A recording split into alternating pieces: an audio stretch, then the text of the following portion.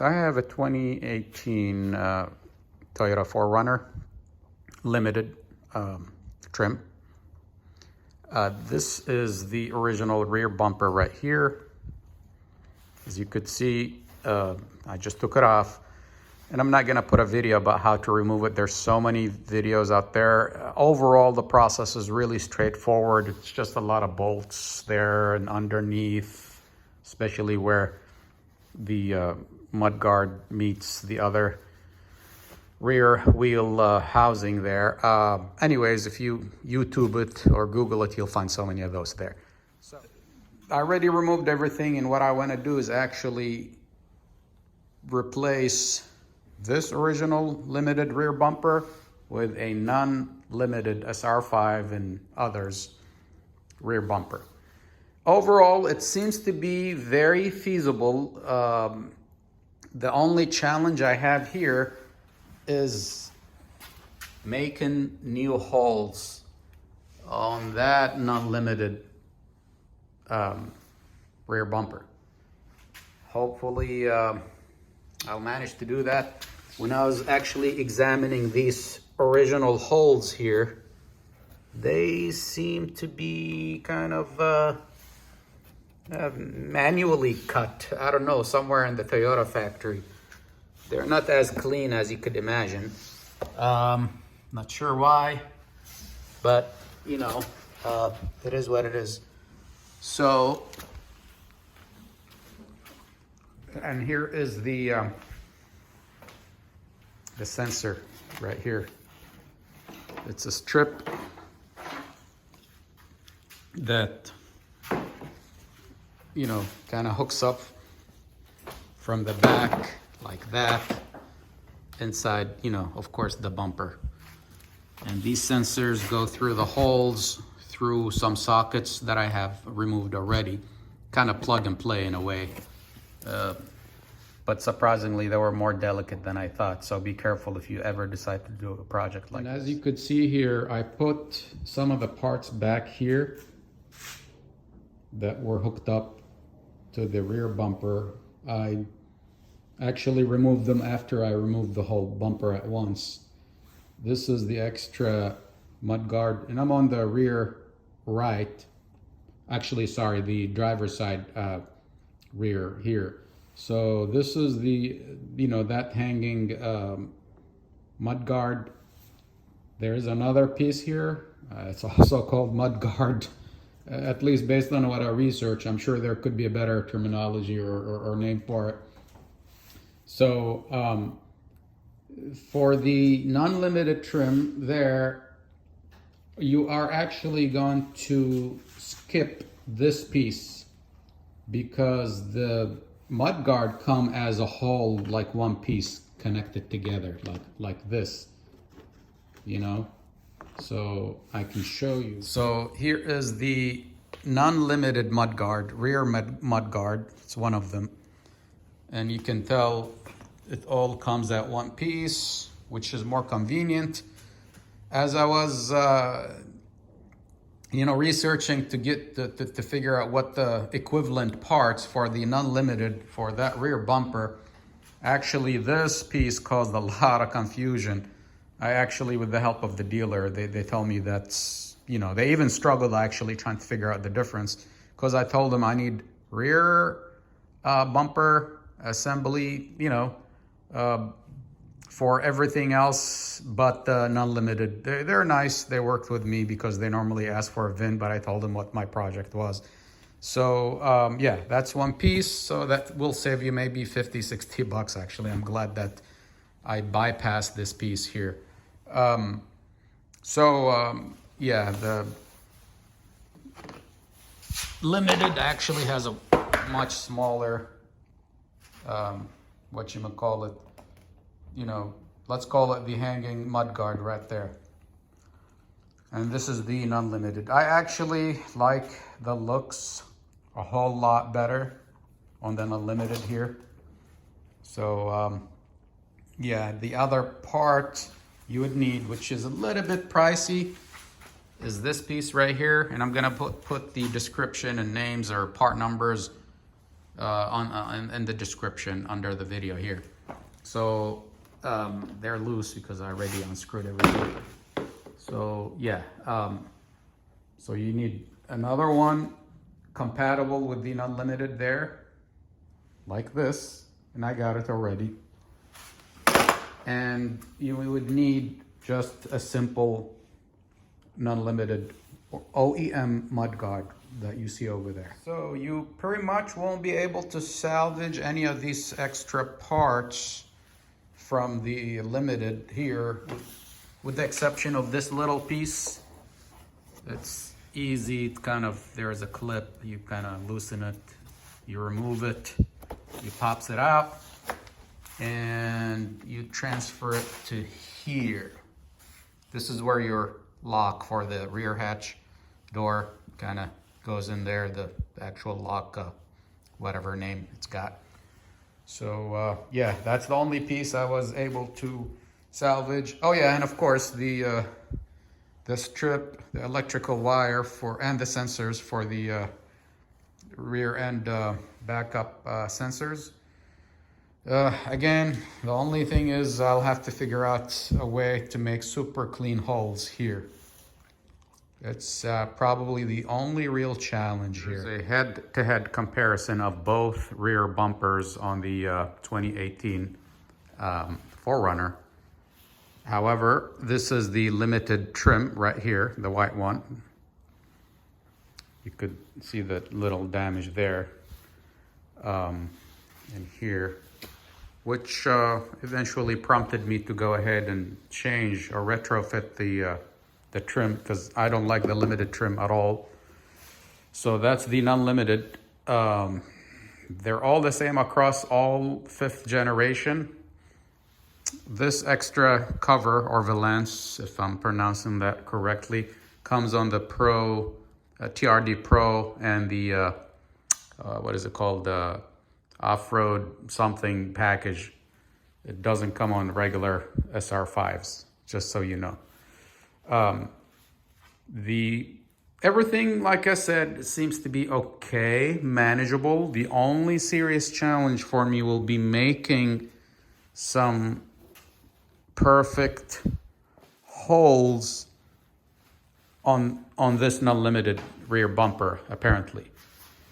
So they have to be exactly like these in terms of size or diameter. That way the sockets will fit in there perfectly in order for the actual sensor to plug right in and you know, holds up, or you know, gets secured well. That way high speed bumps and all that stuff, it doesn't fall right out. So wish me good luck. One thing I forgot to mention here, probably mentioned it earlier, is that you can, I mean, from a distance, it's hard to tell the difference unless you really are a 4Runner driver, you're into the car and all the other different trims, you start paying attention. But you can tell how the limited is very bulky, kind of. The non-limited is slimmer, which offers you more clearance for the rear. There's a special terminology of it's, I can't think of it at the moment here. Departure clearance, something like that. So there you go. To make these holes, I kind of measured these drills that I have. It's plastic, you know, it's not gonna be an issue. The challenge is really, it's gotta be perfect kind of line, horizontal line. And they have to, you know, have equal distance from each other. So I would actually use this 3/4 of an inch, because apparently, you know, I kind of tinkered with it and it seems to be kind of the exact fit. However, I'm not gonna start poking this new bumper right away. I'm going to actually test this somewhere else, preferably in a maybe some other form of plastic similar to this. And then I'm gonna plug the socket that was here, one of them, in there, just to see how it fits. Once I feel comfortable that it's gonna fit on my kind of experimental, what do you call it, sample, then I'm gonna, measure these carefully. I'll mark them out or down, and then toughen it up and start drilling. Hopefully it will go just fine as planned. Otherwise, it's a piece of plastic, but it's very expensive. These two pieces alone are close to probably $500. Okay, I luckily found this piece of plastic, which is very similar in kind to the composition of these plastic bumpers or bumper covers.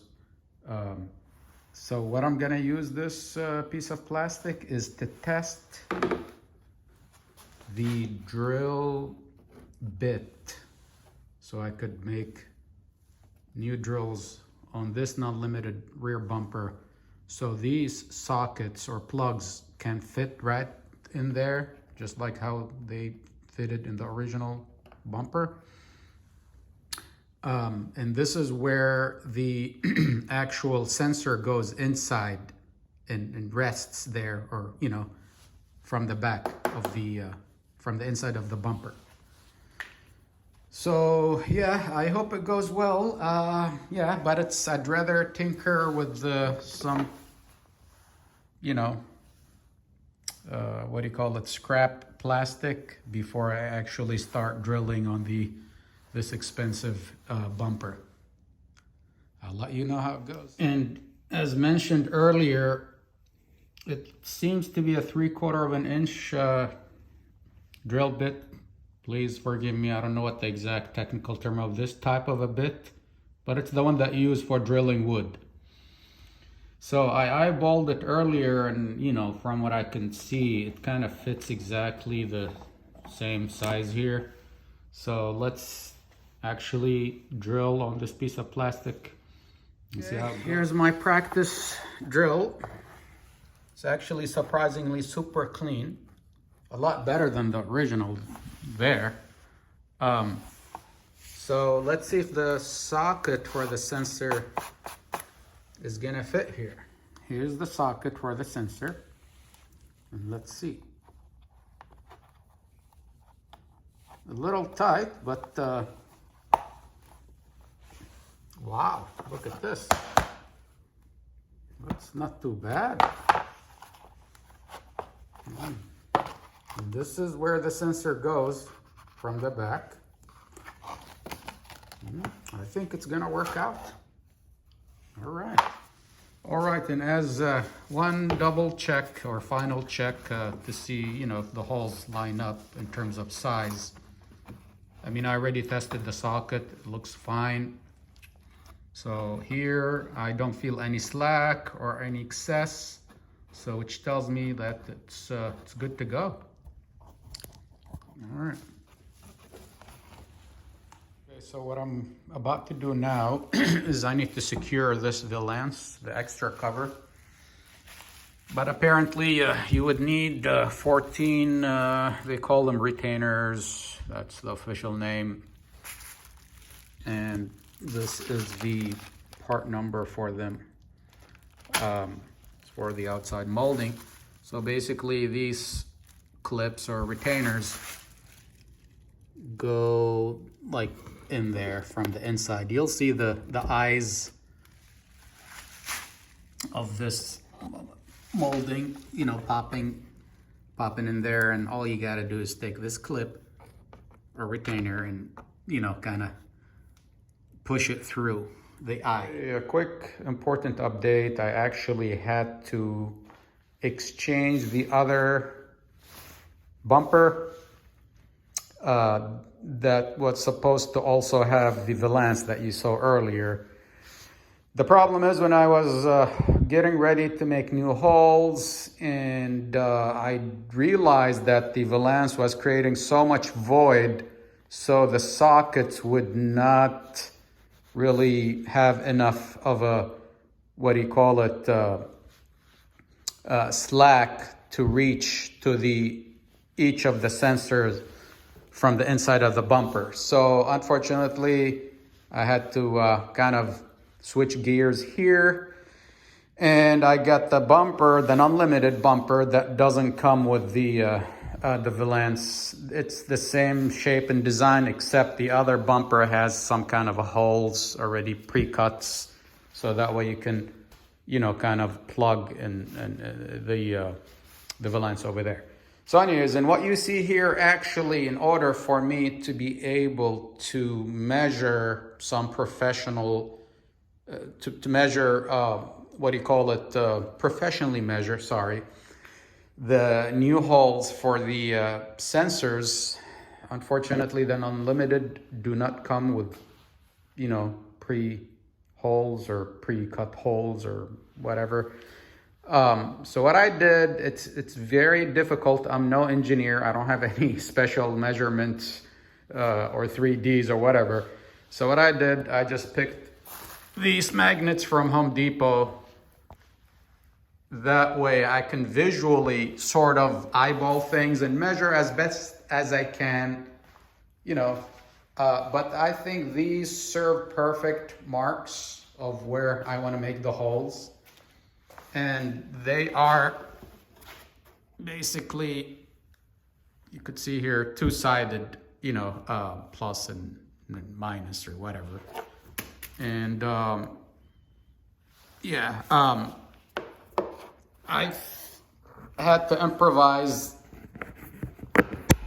I had to improvise this because it was very, very difficult. And I tell you, everything else is not a big of a deal, except these holes are driving me insane. So anyways, this will definitely enable me to make the holes, kind of eyeballing things, and also using a measurement of some type. I have this long Home Depot, it's a free one, stick here with kind of it's a ruler, long enough to just kind of give me very close sort of measurements to where I want to be. Of course, you know, I do recommend that you actually use the sensor wire there to know the spacing between, or, you know, apparently you can measure the old limited bumper, rear bumper over there. But again, you know, this gives you kind of a better idea of how far, you know, you are between each of these holes, just to be on the safe side. Because again, I highly recommend that you do 100 times of measurements and cut only once, or drill the hole only once. I've been taking my extreme time here.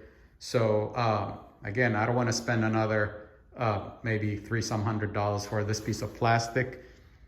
Or have it look kind of sloppy or non-professional. I want it to look as close to OEM as much as possible. Okay, I have finally drilled the holes. They look actually really, really good. I gotta tell you, I measured them like 100 times. And I used this type of a bit. It's mainly for wood and some other stuff. And it went right through just like in the factory. And this is the right size, by the way, because I tested it in another piece of plastic scrap. So it's 3/4 of an inch. This type of a drill, and with your electrical or battery powered drill, will do the trick. The most important thing really you're gonna get stuck is with the measurements. But I finally did it. And I just took the sockets and plug them right in. They look like they just came from the factory. The sockets for the sensors.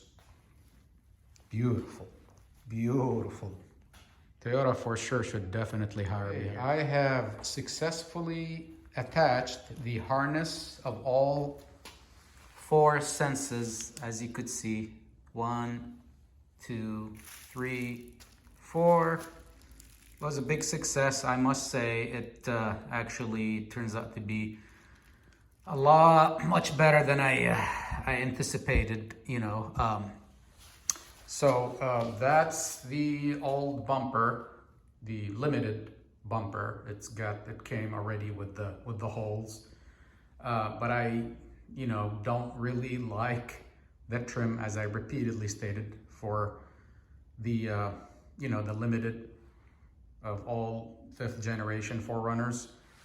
So I took it upon myself after I was rear-ended here. As you could see, there was a little bit, this thing sustained some damage there. This thing broke here. Anyways, it was a perfect, I guess, opportunity for me to completely get rid of this and put on a very nice, sporty, slim rear bumper. And here it is. Looks very, very professional. I might match the paint. I might leave it like this for a while. I might just put maybe black paint overall. I actually don't mind the rear bumper to look slightly different. Kind of, black, maybe with some kind of a pearl touch or whatever they call it. So, the only thing I would need to attach, in addition, this was the most challenging thing. I don't even know how I did it, but I did it. It looks really as if it came from the factory. So that was the most difficult obstacle for this project. The easy part is apparently these are the mud guards for, the rear. And then the limited, unfortunately, they don't fit on this rear bumper here. So I had to get the non-limited OEM, rear mud guards. Additionally, these also are new. They are non-limited, and basically it's right rear and left rear, that one. By the way, here are the part numbers, just in case if you want to take a note. This is the other one. There's this. And there's that. So back to this one. Where this goes is, I'll show you. This one goes here. And as I mentioned, of course, you just gotta bolt it. It comes with screws and all that stuff. And then, like for example, let's see, this is the left rear. And then the, mud guard goes in there, and that's it. And apparently you repeat the same thing there. Once it's all said and done, I'll definitely show you the final project. But I'm so glad. I really spent the majority of the time on measuring these holes. I did not want to risk it. I probably measured them like 500 times, like in a span of 3 days. Of course, I was taking my time, I was trying to have fun with it. So in any case, oh yeah, there's one more part here. I just ordered it. I overlooked there's a little frame here that goes in this opening for your hatch, just to make it look kind of nicer. So I'll show you the part number there once I get it. All right, today I actually had to pick up one more piece. It's this piece right here. There is the, it's called extension rear bumper. There is the part number there. I don't know why Toyota does this, they just want to charge you extra money. So, but again, it just comes around here. It comes with these 2 blue clips. Actually, no, doesn't come with the blue clips. Just, I wanted to point that out. So you may want to ask the dealer if you decide to do a project like this. There are 2 other clips, or rubber or plastic clips that go underneath here, like this one here, this type. One goes here, another one goes there. Of course, I have to remove these clips and then put this thing there without the clips, and then the clips go actually from inside the bumper.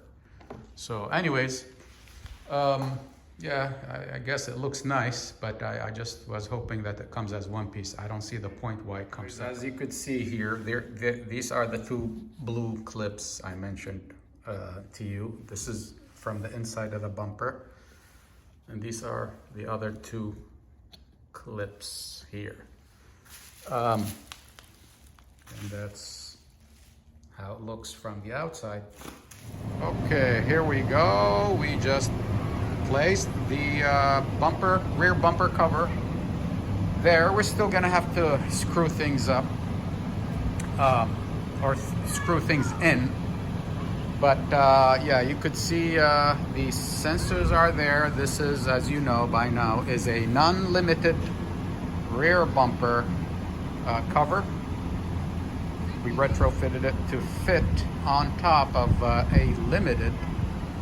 We got rid of that hideous, bulky rear bumper, and we are now going to test the sensor. Test the backing sensors just to make sure everything's working fine.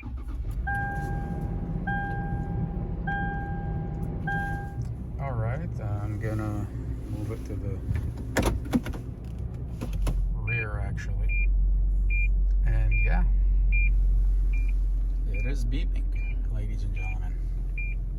Mission accomplished. Okay, it looks like mission is accomplished with the conversion of the rear bumper on a 2018 limited 4Runner to a non-limited bumper of the same model year. As you saw, one of the main challenges was drilling these holes on these non-limited bumpers, rear bumpers. The holes are to hold the sockets and the rear backing sensors. But after numerous measurements, looks like we got it done right here, and I can't be any happier with the result actually. The look is a lot better, it's sharper, it's not sloppy and bulky and on the fat side of things. You have also departure, I forget what they call it, angle or something like that. Clearance is much better, it's improved. So it is feasible, but again, most of the work is manageable, except drilling the holes has taken a lot of time, I must say, because you're operating on a non-flat surface here, and to make measurements, it's kind of a serious challenge. So yes, I'm not sure about the paint, whether to match the original, or I kind of like the black here, black on white. I don't know, we'll decide later and we'll let you know for sure. Of course, the bumper came without any paint or primer, whatever it's called. So we converted the rear bumper here to an unlimited with sensors, running boards. What's left on this project, eventually there's gonna be a conversion of the front end. Again, I don't like this front end either. I like the non-limited front end, and we have a perfect excuse because this thing has been hit. It's not a bad hit, but enough for us to start working on the project at some point. Oh, one thing in another video you probably saw or noticed that these are also non-limited running boards. So that's a separate video. You'll see it there on the channel if you're interested. But we're slowly converting this limited to non-limited sort of 4Runner, if you get what I'm saying.